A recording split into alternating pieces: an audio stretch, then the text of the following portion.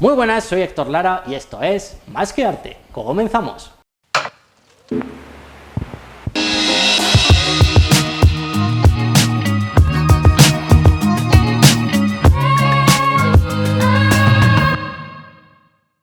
Bienvenidos una semana más a Más que Arte. Ya sabéis que tenemos cita aquí todos los martes a las 8:30. Podéis seguirnos en nuestra página web, ahí es donde tenemos subidos todos los programas de esta cadena, no solo de Más que Arte, sino de el resto de programas que conforman esta cadena, TVO Televisión, lo tenéis a la carta, podéis acceder a ellos con tan solo un clic. Podéis seguirnos también en redes sociales, en Instagram y en Facebook en TVO Televisión, y en mis redes sociales personales, Héctor Lara _art en Instagram y en Facebook, Héctor Lara Pino. Sin más dilación, en el día de hoy nos encontramos con tres pedazos de artistas que actualmente tienen exposición El caballo se mueve en L, y bueno, pues vamos a conocerlo. ¿Qué tal? ¿Cómo estáis? Muy buenas tardes. Muy buenas. Vamos a presentarnos, si os parece, ¿vale? Os tengo que deciros que llevo poquitas entrevistas de varios entrevistados al mismo tiempo, entonces todavía estoy como habituándome en el modo de gestionar todo esto. Entonces, si os parece, os presentáis, decís vuestro nombre y vuestra especialidad, ¿vale? Y a partir de ahí ya vamos articulando la entrevista. ¿Os parece? Perfecto. Venga, pues ¿quién se echa para adelante? Venga. Bueno, yo soy Jesús Montoya y trabajo fundamentalmente con escultura. También dibujo, pero fundamentalmente me muevo en el campo de la escultura. Vale. Mi nombre es Rafael Peralbo, doy clase de fotografía y escultura cerámica en la Facultad de Bellas Artes, aunque mi obra vira entre la pintura, la escultura, el dibujo, tanto multidisciplinar. En la Facultad de Bellas Artes, entiendo, de Granada. De Granada. De Granada, vale. Y mi nombre es Francisco José Sánchez Montalbán y soy fotógrafo y también profesor de fotografía en la misma facultad de la Universidad de Granada. Vale, ¿en tu caso, Jesús? También, somos los tres compañeros, además del mismo departamento. Ok, perfecto, entonces todo queda entre familia, sí, tanto para bien como para mal. Correcto. Vale, contadme, porque tengo una pregunta que hago asiduamente en este programa, y es: ¿en qué momento de vuestra vida conocéis o descubrís el arte y decís, yo quiero dedicarme a esto? Qué buena pregunta, nunca nos habían hecho una pregunta similar. Mira, yo creo que siempre lo he sabido. Nunca lo he tenido del todo claro cuando eras pequeño, pero sabes que hay algo en ti que quiere dedicarse a otra cosa distinta, ¿no? Que hay, no solo porque sepas dibujar mejor, o porque te guste colorear cosas, o porque te gusta la plastilina con no sé qué. En fin, cuando eres pequeñito empiezas a descubrir ciertas habilidades o ciertas capacidades sobre determinadas técnicas que te atrapan, ¿no? Pero llega un momento en el que sabes que eso va a formar parte de tu vida. A algunos les llega antes, otros después, ¿no? Lo bonito es cuando logras conseguirlo, ¿no? Y vas encaminando un poco tu trayectoria hacia esa posibilidad profesional. ¿Has contado con el apoyo de tu familia? Bueno, no siempre. Al principio en mi caso fue complicado, ¿no? Porque la ciudad donde yo vivía no estaban estos estudios, ¿no? Y tener que salir fuera de casa en aquel momento fue complicado. Parte de mi familia lo vio clarísimo, otra parte no, pero en el momento en que yo empecé a estudiar, empecé a sacar mejores notas, pues yo era un estudiante malísimo, empecé a sacar mejores notas y empecé a tener mejores resultados académicos y estaba mucho más feliz, todos se pusieron de mi parte. Vale. ¿En tu caso, Rafa? Bueno, en mi caso yo creo que es difícil, pero yo creo que Bellas Artes es que la hicieron para mí, francamente. Creo que si no hubiese existido Bellas Artes, es muy probable que no hubiese estudiado nada. Porque era me pasa un poco en paralelo a lo que le pasó a Monty. Yo desde pequeñito lo que a mí me interesaba era fundamentalmente eso. Y de hecho me dedicaba a dibujar por mi cuenta y a hacer todo tipo de manualidades, de cosas con las manos, de pintar. Yo cuando tenía 13 años o así, me compré mis primeros óleos, mi primer lienzo, que era un lienzo así, que estuve como 6 meses echándole pintura encima. Aquello no llegó a ningún sitio, pero esa inquietud ya la tenía, ¿no? Y realmente, ya te digo, yo en el momento que descubrí que existía una carrera que se llama Bellas Artes, digo, oh, pues este es mi lugar.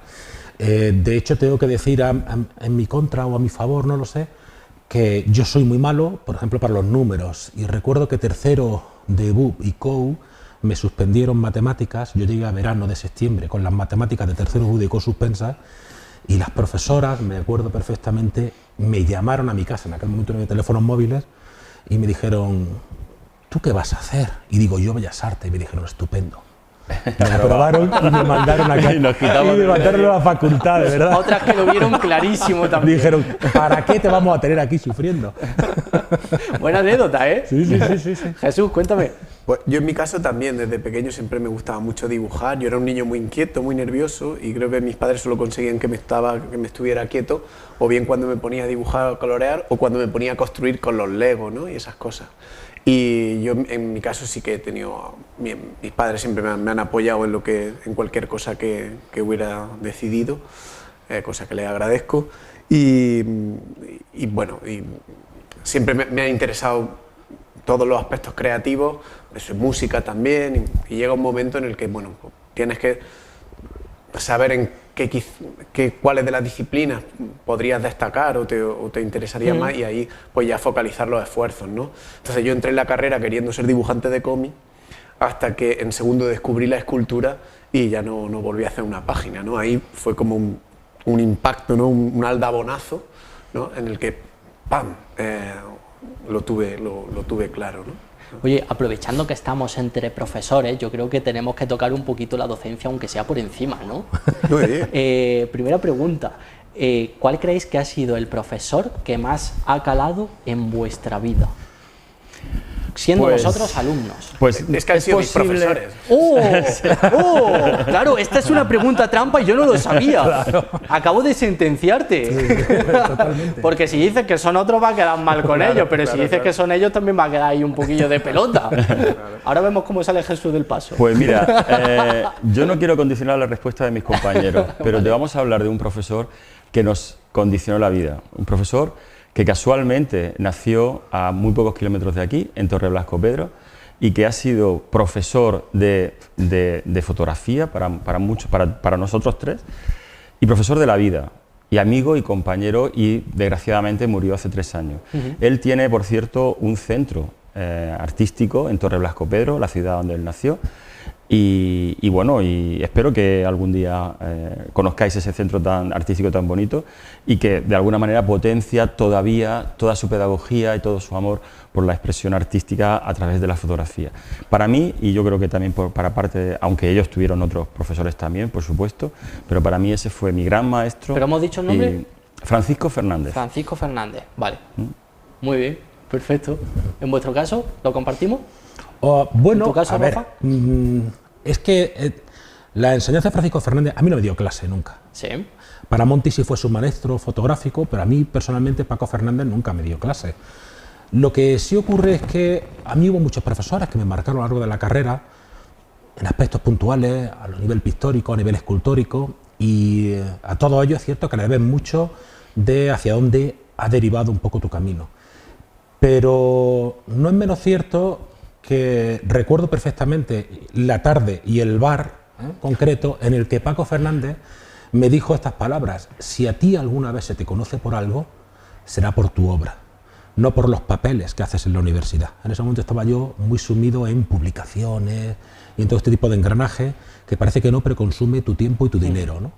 Y ahí fue un poco un despertar, de, oye, espabila. Y de hecho la primera exposición que yo quería hacer, en principio, era en el Centro de Arte Contemporáneo Francisco Fernández, era en su centro. Y claro, y quería que él estuviese. El problema es que se marchó antes de tiempo, no tenía que haber sido todavía. Y no pudo ser, pero sí fue la segunda exposición que he hecho en mi vida, fue en su centro, que además lo ocupé entero, ¿vale? Toda la planta de abajo, y la verdad es que es una persona que marca, lo que pasa es que no marca como docente, que también puede llegar a marcar, sino como a nivel personal, a nivel incluso espiritual, nada religioso, pero sí espiritual, ¿no?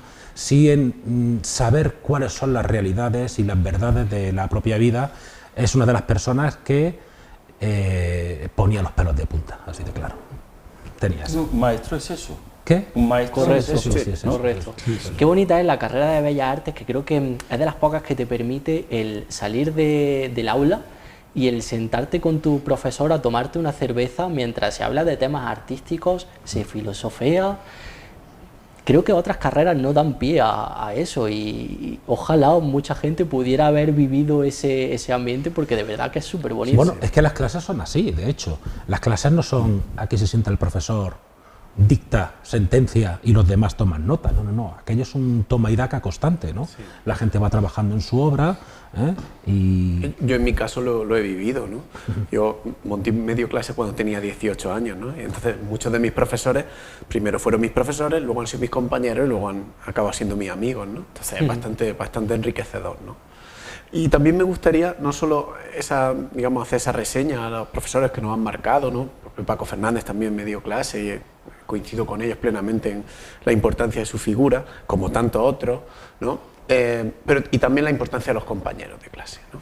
Esos colegas que han hecho la carrera contigo, de los que también has aprendido muchísimo, te han nutrido, ¿no? Y has ido creciendo juntos, experimentando juntos, creo que también es fundamental. Entonces, ese binomio, ¿no? Entre docentes que te marcan el camino, que te iluminan, que te enseñan, y luego los compañeros de armas, ¿no? con los que vas creciendo juntos, creo que eso es lo que te va configurando de alguna manera, ¿no? Y creo bueno, que y los alumnos. Y luego en un segundo plano. ¿Por qué no paras de recibir, lógicamente? Eso ya posteriormente, sí. ¿No? Una vez que te dedicas a la docencia, ese feedback con los alumnos es importantísimo, ¿no? Porque te mantiene activo, te mantiene joven, te mantiene... Bellas Artes es una carrera muy activa donde se da lugar a la libertad de expresión al completo. ¿Cuál creéis que es la mayor locura a nivel de obra que habéis experimentado como alumnos de Bellas Artes? ¿Cuál es el momento en el que habéis dicho, aquí se me fue la pinza? Y si volviera a repetir momento, no sé si volvería a hacer esto que hice. Yo he tenido varios. Tú has fotografiado desde un helicóptero con el cuerpo fuera. Sí. Bueno, yo no tenía el cuerpo fuera, pero sí había otra persona, sí. ¿No? Locuras de este tipo, de arriesgar la vida, varias, ¿no? Varias. Bueno, eso son cosas cada fin de semana. De la profesionalidad de la fotografía en este caso, ¿no? Pero recuerdo una, era estudiante. Era la Bienal de las Facultades de Bellas Artes de España en Tenerife. Y cada facultad íbamos una serie de estudiantes y de profesores a hacer ahí unas instalaciones y todo esto, ¿no? Y yo me empeñé en hacer una plaza de toros a tamaño natural en un sitio con una pirámide invertida. Todavía no se había hecho la pirámide del Louvre. Sí. Una pirámide invertida que caía luminosa hacia abajo, ¿no? Y todo lleno de manchado de sangre. Y aquellos me decían, nos van a echar de aquí, nos van a no sé qué, en fin, el cabildo no nos va a dejar hacer esto, porque aquí los toros, porque aquí no sé qué, bueno, en fin, total. Pero lo hice. ¿Pero de qué material? Arena. Yo me llevé desde Granada, que compramos la arena, me parece que en Écija. ¿Cuántos kilos? Medio barco claro. de sacos de albero para hacer eso. Porque claro, en Canarias no había albero, había tierra negra. Pero albero amarillo no había, ¿no? Pues yo me llevé no sé, podría ser 80 sacos de albero, es decir, un disparate. Y esos 80 sacos estuvieron retenidos en la aduana durante mucho tiempo, porque claro, las aduanas entonces también... Claro, esperaban que hubiera otra cosa dentro de la arena. Sí, ¿qué hace una facultad de Bellas Artes transportando 80 sacos de albero, ¿no? No sé si eran 80, pero 60 y tantos largos sí era. Y al final sí logré hacer eso, sí, hay fotos que lo atestiguan, ha sido un disparate. Oye, pues pásanos luego la foto. Lo pasaré. Rafa. No logré hacerla entera redonda, que me faltó un trocito. Pero no bueno, están las fotos para atestiguar, ¿no? Perfecto. Bueno, en mi caso la verdad es que intento recordar yo algo que se saliese del tiesto y yo he sido muy burgués toda la vida, la verdad. Yo creo que todo lo que hacía era algo que me pudiese llevar a casa, o sea que no me salí yo en ningún momento del tiesto haciendo así nada extraño. Es más, es que esas cosas, esas paranoias, es como que mi mente las desechaba de primera, ¿no? Decía, ¿dónde vas con el apeste a vino? Y te buscaba siempre otra manera de resolver, ¿no? Decía, baja los pies a la tierra. No, yo para esas cosas he sido un poquito corto, la verdad. para resolver eso. Muchas veces ahora lo más rompedor es ser lo más clásico posible. Sí, sí, en el punto en el que estamos a nivel Sí, sí. artístico, en Sí, 2025, que a veces sí. si quieres ser rompedor, vuelve a lo clásico y Está ya es utilizando como, barro. Está utilizando barro. Dios, está utilizando barro. Sí, sí. Nos reímos, ¡Qué pero es locura! verdad, ¡Qué ¿eh? locura! Bueno, aquí el caballero, que no es nada valiente según él, se ha marcado un cuadro enorme que mide 5 o 6 metros, ¿no? en 4 o 5 trozos enormes llenos de pasta pictórica y demás, que eso ahora mismo no hay artista que lo haga, ¿no? Pero él tiene esa mentalidad de Nada, eso bestia. es un cuadro al uso. Es un cuadro al uso. Grande. O sea que él no se acuerda de sus propias locuras. Ese cuadro forma parte de la Forma exposición. parte de la exposición y puede Vale, verse. pues ahora después lo retomamos cuando hablemos de la exposición, ¿os parece? Sí, sí. Vale, pues ya hemos hablado de vuestra etapa como alumnos y ahora vamos a hablar sobre vuestra etapa como profesores, que yo creo que es lo que toca. Primera pregunta, ¿hacia dónde creéis que va el futuro de la enseñanza? Y vamos a intentar hacer como una amplitud de miras desde lo que es la primaria, secundaria, hasta llegar a la universidad. ¿Qué perspectivas tenéis vosotros? ¿La enseñanza artística o la enseñanza en general? Madre Luego mía. ya si queréis vamos a afinar todo lo artístico, pero en general. Oye, este programa lo ven pedagogos, profesores, maestros o algo de eso. Sí. Nos van a correr a borrazos. A ver, el público variado, ¿vale? Entonces ya podéis adaptarlo a conforme vosotros veáis conveniente.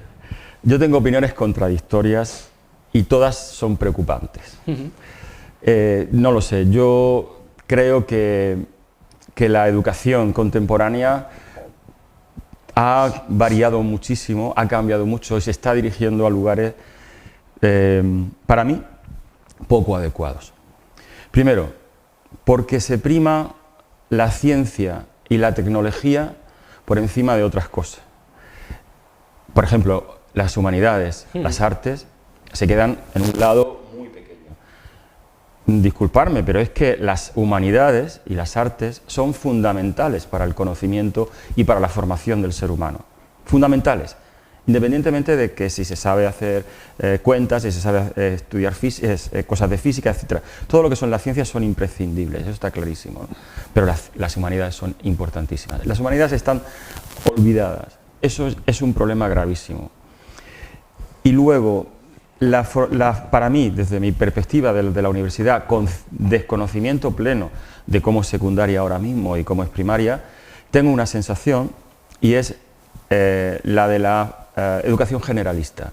Una educación generalista, muy generalista, en la que hay muy poca especialización, por eso quizás también hay una vuelta de las FPs, para crear nuevas profesiones y demás.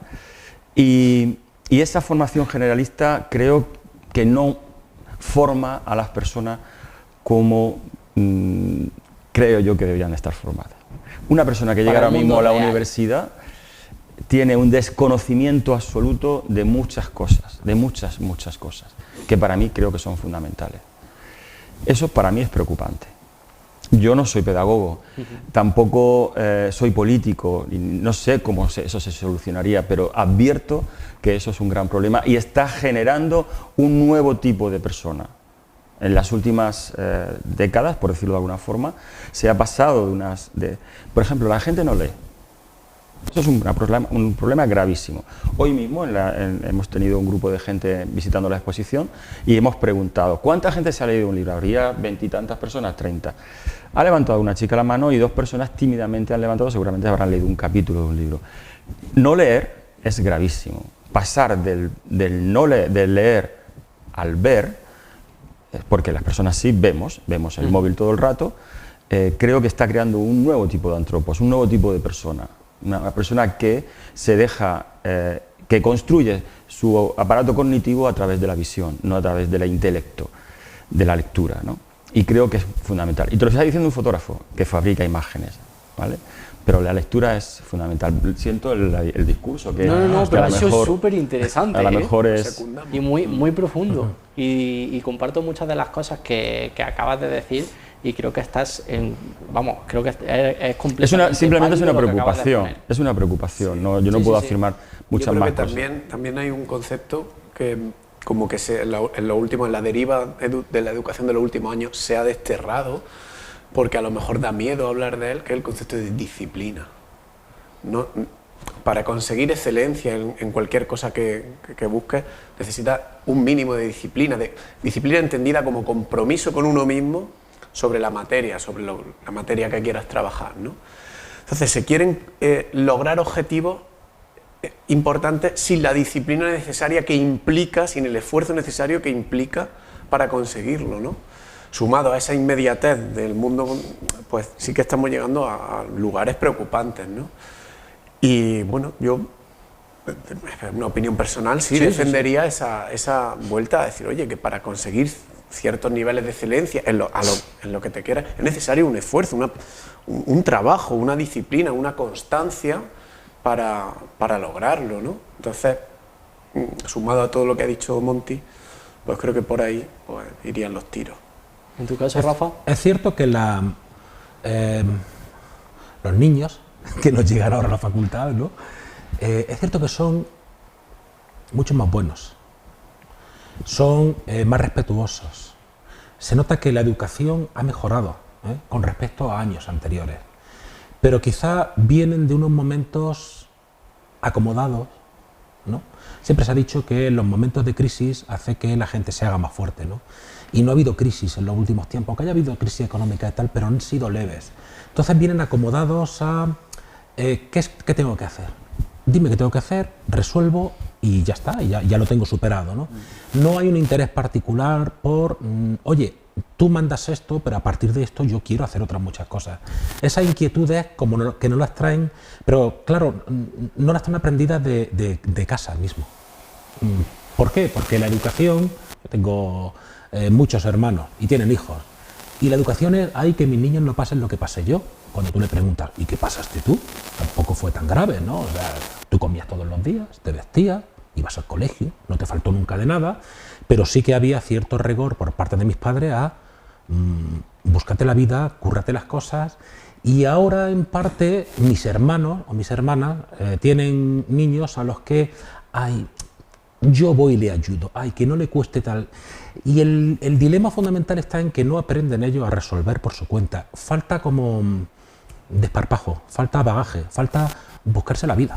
Así de claro, hazlo, aprende. Hoy en día está a la mano, si eso es un clic. Hoy en día puedes buscar información de lo que sea. Yo cuando le digo muchas veces a los alumnos, si es que tenéis las cosas que las podéis buscar ipso facto en el momento, que yo antes me tenía que ir a la biblioteca a ver qué pintor había, porque no había otra manera, nada más que irte a una biblioteca y empezar a sacar libros de gente que no conocía y ver imágenes a ver si te seducía o no aquello. Hoy en día, de lo que busques, tienes millones de cosas. Hoy en día en la mano tienes 2000 años de conocimiento humano, pero lo utilizas para ver vídeos de gatos. Exacto. Si Leonardo da Vinci levantase la cabeza, pintaría gatos. Muy buena reflexión para culminar hay un fenómeno, este momento reflexivo. Hay un fenómeno nuevo en la universidad que nunca se había dado y que es francamente preocupante, y son los padres. Los padres han entrado a formar parte de la universidad. Los padres van a hablar con los profesores, nos buscan a los profesores. O sea que eso ya pasa en la Ya universidad. pasa, Sí, claro. y eso no debe de pasar. Primero, pues porque los estudiantes universitarios son mayores de edad. Llega un padre, ¿cómo va mi hijo? Mire usted, es que su hijo es mayor de edad, yo no puedo darle esa información. Claro. Es decir, los padres no deberían de ir. ¿Tengo cámara directa? ¿Dónde está? Sí, Sí, aquella. por favor. Padres, ustedes no tienen que ir a la universidad a preguntar cómo van sus hijos. Son mayores de edad. Los profesores no podemos darles esa información. Y es más, dentro de su proceso formativo, lo peor que les puede pasar es que sus padres vayan a tener seguimiento de cómo les va en la carrera. Así que, por favor, no vayan nunca. Ni les hagan la matrícula, por favor. No. Prohibido. No, eso. Que cada uno se busque la vida Bueno, yo vaticino que dentro de 20 años, si hablo con cualquier persona que maneja una empresa, viendo los caminos que llevamos, pues el empresario me dirá que es que han venido para echar el currículum con los padres. Seguramente. A este paso.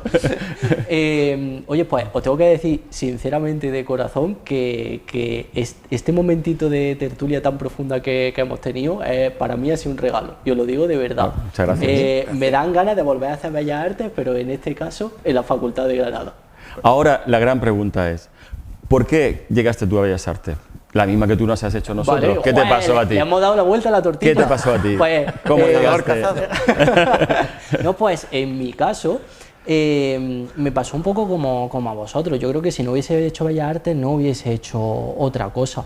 Desde pequeñito he estado pintando y creo que era mi carrera. No había otra opción. De hecho, yo estando en la ESO sabía que iba a hacer Bellas Artes. Solo tuvieron que enseñarme unas cuantas fotografías y un vídeo de la Politécnica de Valencia para decirle a mis padres, me quiero ir a Valencia.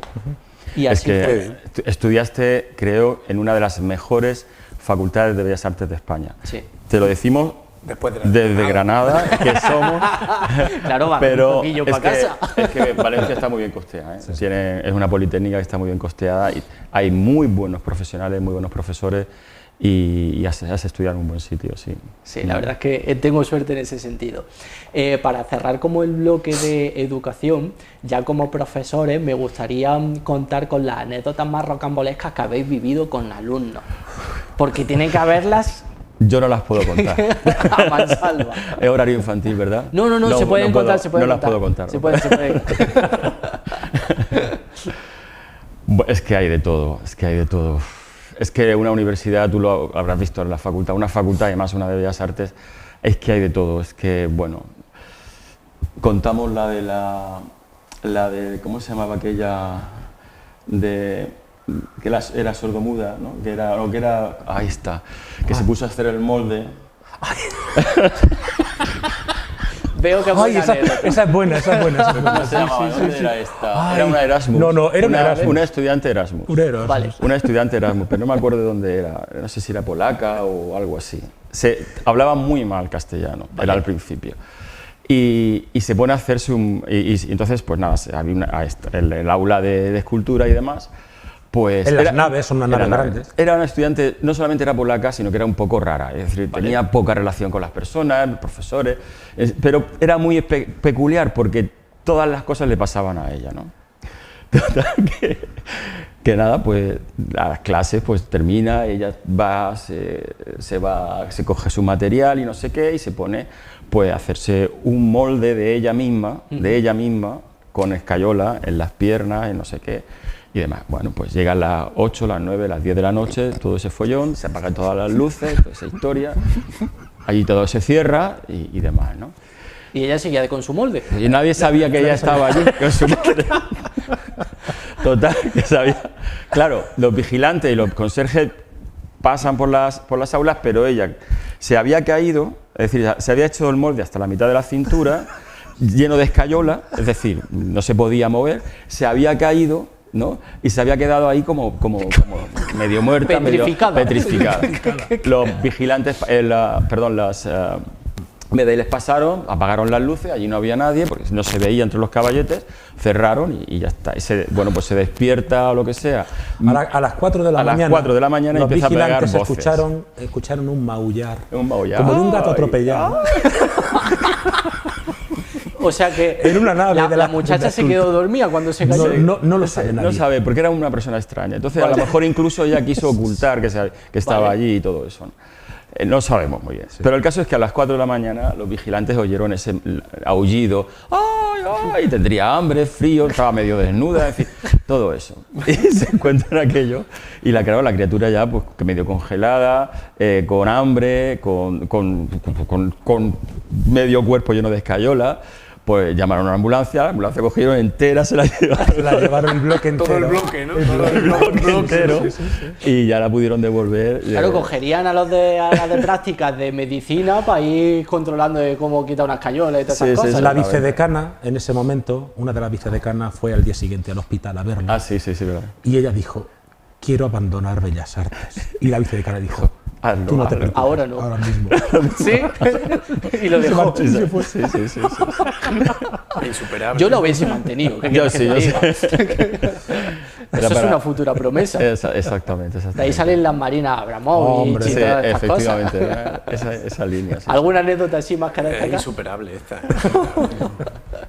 Muy bien, pues si os parece nos vamos a ir un momentito a publicidad y a la vuelta pues nos ponemos directamente a hablar, que yo creo que vamos a tener bastante de qué hablar sobre El caballo se mueve en L, esta pedazo de exposición, la cual han venido a hacer promoción pues estos 3 pedazos de artistas. Así que sin más, volvemos ahora en unos minutitos y continuamos con la charla. Hasta ahora.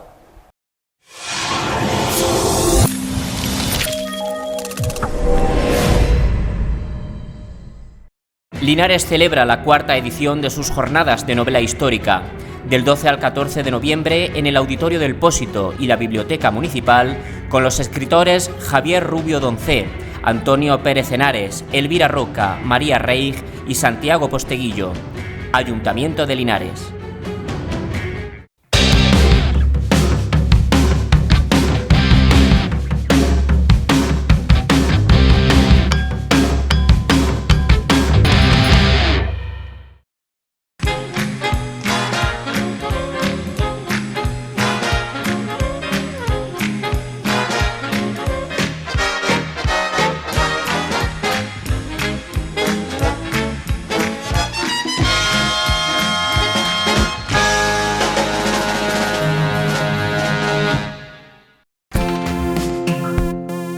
Materiales de Construcción Hernández Gámez es una empresa que ofrece recursos, herramientas, visualización previa a tu necesidad desde su página web y en sus 2 exposiciones y almacenes. Desde 1969, Hernández Gámez asesora y te sirve todo tipo de materiales en cerámica, en baños, en calefacción, en suelos de madera, en piscinas, trabajos de yeso y de ferretería, ropa de trabajo y todo lo que necesitan los clientes gracias a una experiencia inigualable en el sector. Cemento cola, tejas, prefabricados de hormigón y otros materiales, exposición de baños, construcciones de interiores que puedes experimentar y puedes personalizar con el asesoramiento del personal y la experiencia de Hernández Gámez. Además, en la web hernandezgamez.es tienes ofertas de stock que siempre son interesantes para tu propuesta personal.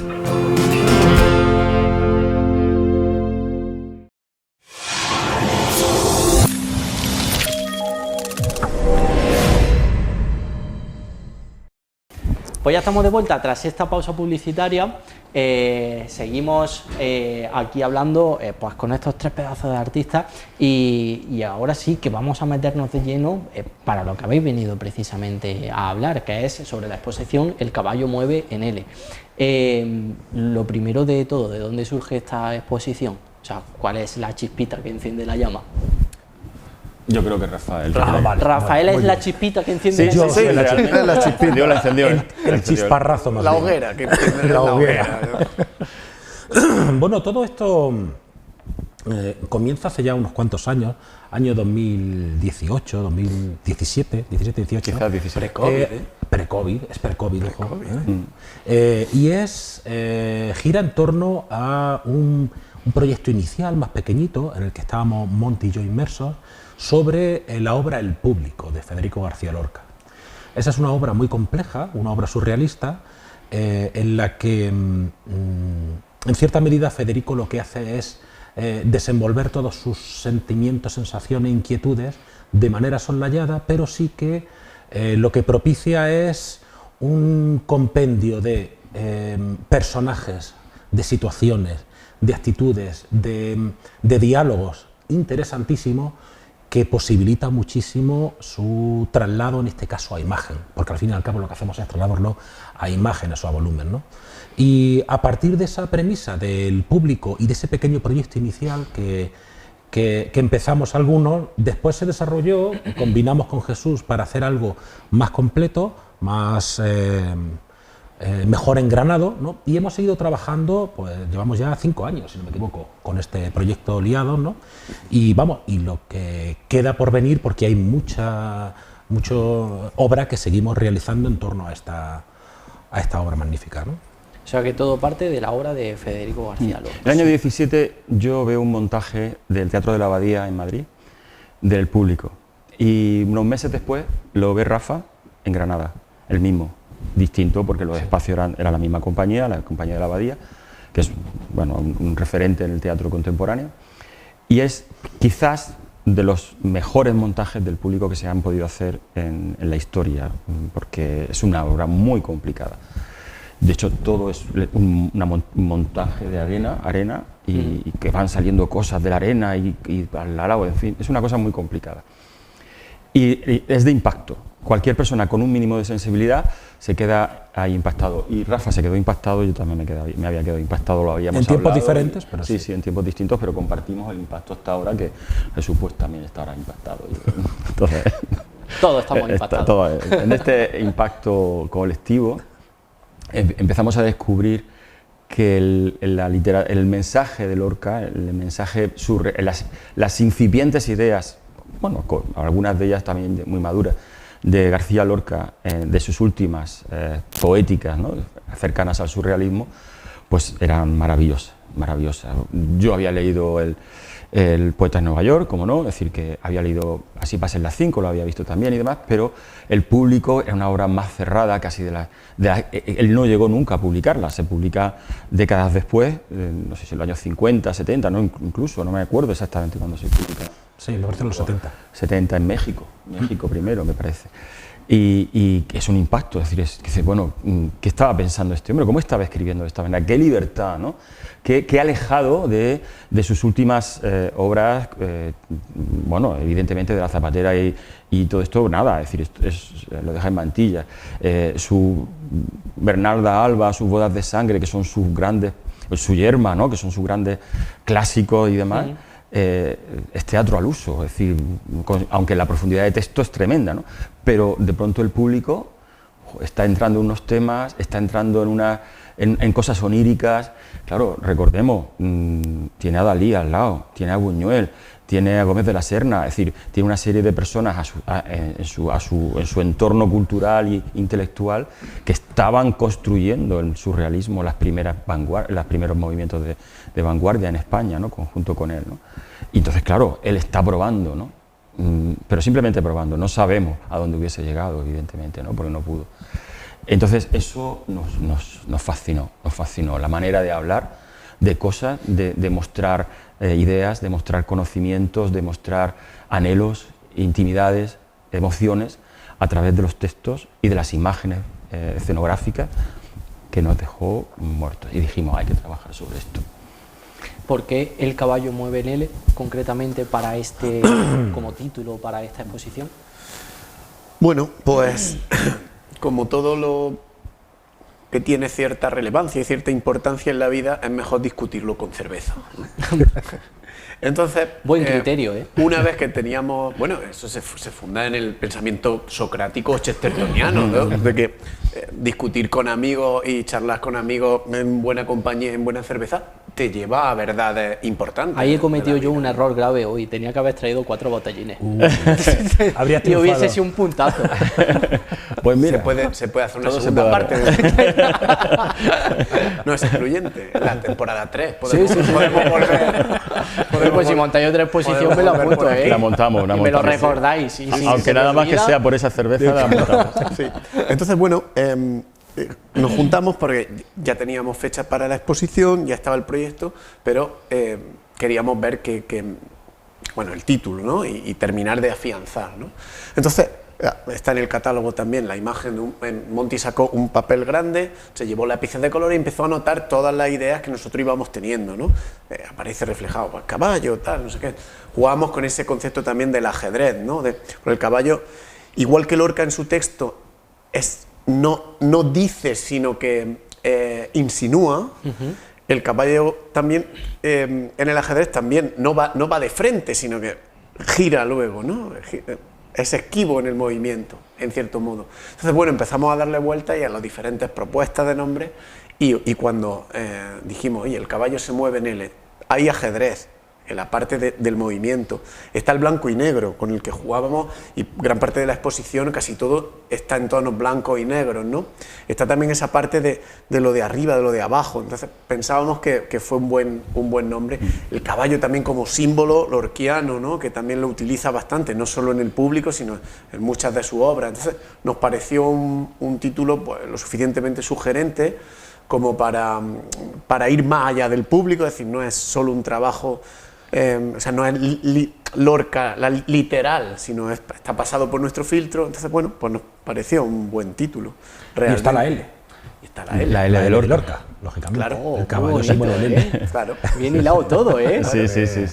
Ahí, aquí hay estudios, ahí hubo más de una cerveza. Sí. Habéis dicho que era una, pero no. Esto no sale de una cerveza. Para eso sirve tener 3 doctorados. Tener 3 doctores, para poner el título bonito. Contadme, ¿hacéis referencia con vuestras obras a nivel individual a fragmentos muy concretos de esos textos en algún momento? Yo sí. Sí. O sea, algunas obras sí son más literales. Sí son, incluso hay obras que son frases concretas sacadas, como La verdad de la sepultura, ¿vale? Que es una pieza de un caballo negro, o otras que sí son concretamente sacadas del propio texto de Lorca. Otras son interpretaciones a partir de personajes de Lorca, y otras sí las relaciones más sutil o más interpretativa, ¿no?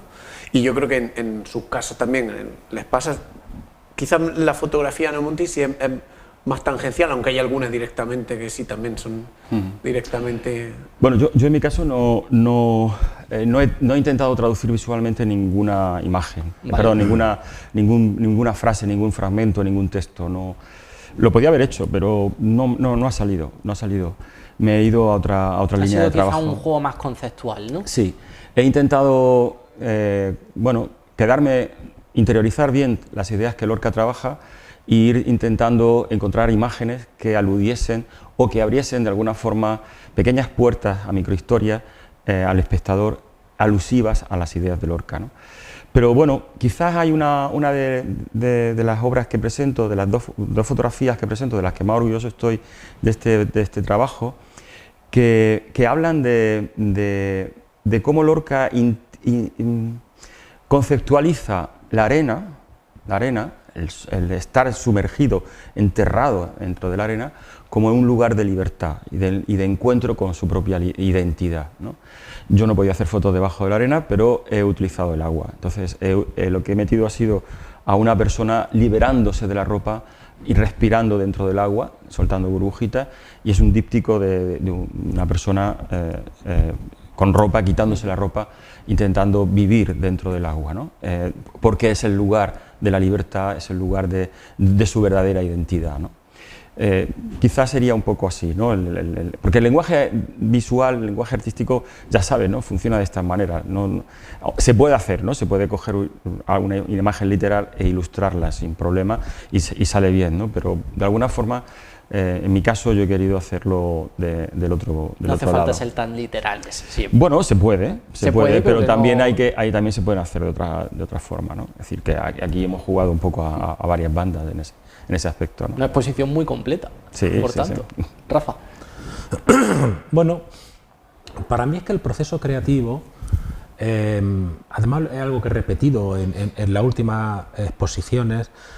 Ahora mismo tengo una exposición en Granada, referente también al público, y sí les comentaba el otro día a varios alumnos que estuvieron por allí, que quizás los artistas no trabajamos de esa manera tan ortodoxa a la hora de hacer un proyecto artístico, de voy a pensar qué es lo que voy a hacer, ver unos objetivos, estudiar qué metodología voy a tener que usar para que eso se consiga, sino que normalmente los artistas trabajamos casi que vomitando. Hacemos y después dices, voy a buscarle ahora si esto me cuadra o cómo lo adapto a la idea primigenia que a mí se me está ocurriendo que tengo que desarrollar. ¿Podríamos definirlo más bien como un impulso? Así de claro. Sí. De hecho, creo que si tú no trabajas por impulsos, no eres artista, ¿no? Creo que estas cosas, este mono, yo he tenido físicamente mono de tengo que ponerme a pintar, porque tienes un monazo tremendo, ¿no? Necesitas coger lo que sea, me da igual, ¿no? Pero tienes que hacer algo, ¿no? Algo que que te saque un poco ese ansia que en ese momento tienes que soltar de Que alguna te manera. agarra las tripas. O sea, es una cosa así como muy potente. Y el caso es que muchas de las obras de las que yo tengo, en este caso obras pictóricas, que son las que tengo aquí, pues parten un poco de esas ideas. O sea, son premisas anteriores, eran ideas que yo tenía y lo que he hecho ha sido ir adaptándolas en parte a este contexto del público. Lo bueno que tiene el público es que es una obra súper abierta, que te permite mucho engranaje, ¿no? Adosarle muchas pelotitas, ¿eh? De diferentes tamaños, donde se puede configurar algo realmente bueno, finalmente. Había una pregunta que creo que puede ser bastante interesante, aprovechando que venís de disciplinas completamente diversas, y es que ¿cuál es aquella cosa que más os enamora de vuestra disciplina y al mismo tiempo aquella que odiáis más o que más os da pereza? ¿Qué es lo mejor y lo peor de cada disciplina? Siempre en las fases del proceso creativo hay una fase de la que estás profundamente enamorado y haces con pleno gusto, y hay una de ellas que dices, ahora me tengo que poner a hacer esto. ¿Os pasa o no? Sí, a mí me pasa mucho. Voy a empezar por la que menos me gusta. Vale.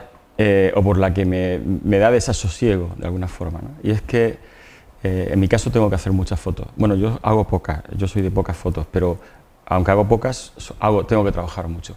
Y eso me hace tener que descartar muchas cosas. Y es como abandonar cosas que, ¿no? Haces fotos y a veces tienes un desasosiego tremendo porque has trabajado, has puesto, te has cruzado media España para hacer una foto y al final esa foto no sirve porque no, y sabes que no, y entonces descartar, no sirve. Y si no sirve, no sirve, ¿no? Y por otro lado, el hecho fotográfico, la mirada fotográfica, creo que es un privilegio. Es una manera la mirada fotográfica te permite mirar como si no tuvieras, ¿cómo diría? Como si no tuvieses ojos, sino que tuvieses una forma de mirar que no fuesen ojos, ¿no? Es decir, que te permite, la cámara es como un ojo artificial, como un ojo que te permite traducir lo que estás viendo a emociones, a cosas diferentes, a una sensibilidad distinta. Cuando tú te pones la cámara delante y miras con el visor, estás viendo de otra manera. Parece que es un filtro donde lo que está en la realidad se transforma y te permite ver cosas que el ojo humano no es capaz de ver. Eso es un privilegio. Yo me moriría si no tuviese un visor, una cámara en las manos. Qué bonito. Rafa. Bueno, después de esto, ¿qué puedo decir yo? Lo mismo, pero con un pincel. Eso, pues, igual, pero... Bueno, la verdad es que ponerse a pintar siempre... a mí nunca me ha costado trabajo ponerme realmente a trabajar, y menos me ha costado trabajo las dimensiones grandes. Fíjate que esa pereza que puede dar aparentemente, hay que coger un lienzo grande ahora, o tener que subirte una escalera para pintar, tal. A mí ese tipo de acciones me seducen muchísimo. De hecho, gran parte de la obra que realizo en los últimos tiempos es obra de dimensión muy considerable, ¿no? Hablaba Monty de ese cuadro que tiene 2,5 metros por 5 metros que hay en la exposición ahora mismo, o el cordero del proyecto de Tina Arcadia Ego. Estamos hablando que es un cordero que yo elaboré sobre papel, un papel que después va colgado a modo de instalación, y que la obra mide, si no me equivoco, me parece que era 7 metros de ancho, 7 metros por 5 metros de altura. O sea, es algo de unas dimensiones muy considerables. Tanto que muchas de esas obras, hasta que no llegan a estar expuestas, yo no las veo nunca terminadas. El cordero, concretamente, fue pintado en el suelo y yo iba andando por encima y tenía que subirme una escalera y mirar desde arriba, sacar alguna foto, ver cómo se veía más o menos, porque no tenía espacio suficiente como para materializar la visión completa de esa obra, ¿no? Pero realmente a mí el peso de pintar, creo que lo que más me molesta es limpiar los pinceles después, ¿sabes? Porque en todo lo demás son pequeñas tonterías, pero que si tuviese allí alguien, un asistente que cogiese y dijese, anda, encárgate de esto, ¿vale? Limpia el cubito, limpia tal. uy, ese sería maravilloso. Por lo demás hasta tensar la tela, el lienzo y tal, a mí me gusta ese proceso de tensarla, de preparar una imprimación, de encajar y tal, todo ese proceso sí que desde el principio me seduce, no es algo que me pese, no se convierte en algo tedioso. Jesús.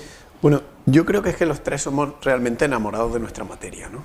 Entonces, en mi caso, aquello que al principio podría resultar como el inconveniente más grande, lo más tedioso, que es los procesos dilatados, yo tardo bastante en hacer las piezas, no solo por el proceso de modelado en sí, sino en los tiempos de secado, luego que cuezan, luego engarzar, luego policroma, es decir, desde que he hecho el bocetito en un cuaderno hasta que veo la escultura materializada, pues lo mismo han pasado meses o a veces un año, ¿no? Dependiendo del tamaño y dimensión.